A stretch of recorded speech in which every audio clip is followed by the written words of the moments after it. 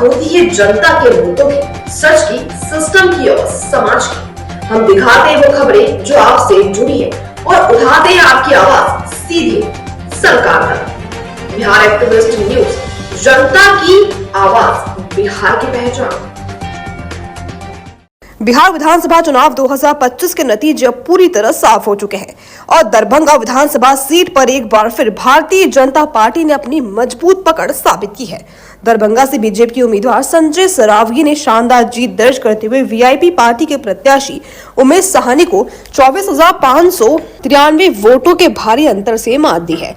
अंतिम आंकड़ों के मुताबिक संजय सरावगी को 97,453 वोट मिले, जबकि उमेश साहनी को 72,860 वोट प्राप्त हुए। लगातार कई बार की जीत के सिलसिले को आगे बढ़ाते हुए सरावगी ने इस बार भी अपना दबदबा बरकरार रखा।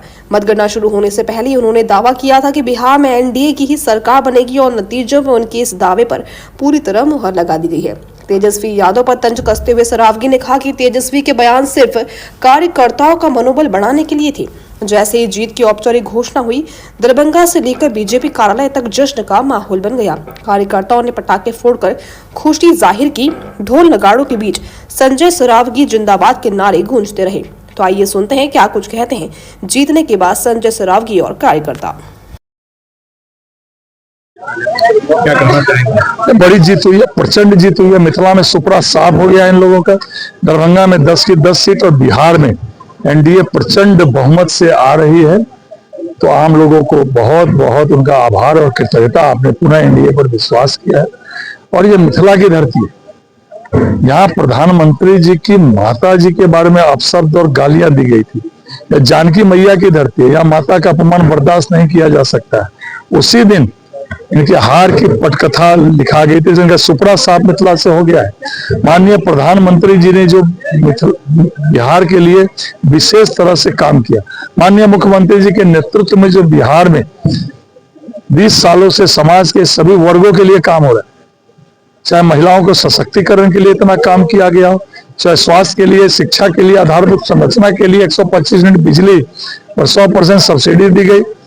सामाजिक सुरक्षा का पेंशन 400 से 1100 किया गया।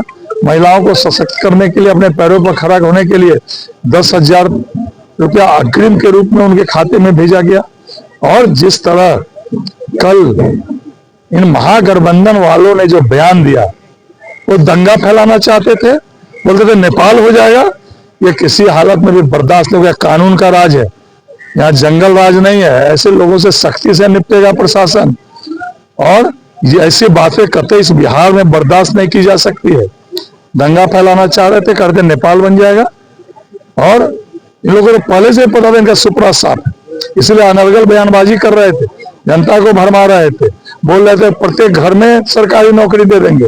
अब प्रासंगिक हो गए थे लोगों के बीच। इनको बोलना चाहिए था कि प्रत्येक व्यक्ति को सरकारी नौकरी दे देंगे। इन लोग पर आम जनता का विश्वास जो है इन लोगों पर जीतने जा नहीं रहा, जीत गए।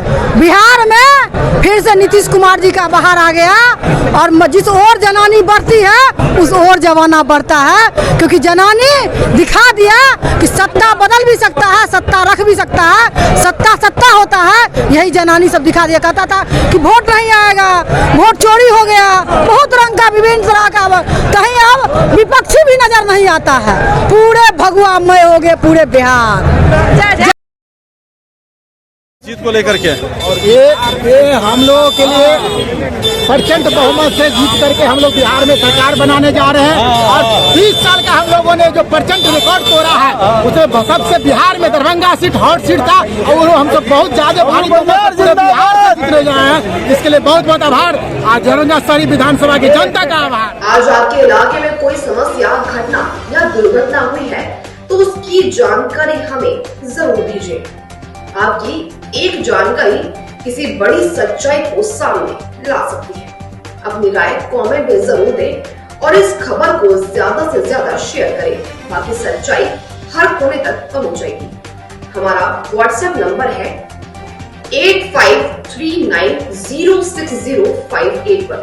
बने रहिए बिहार एक्टिविस्ट न्यूज के साथ, जहां हर आवाज को मिलती है अपनी पहचान।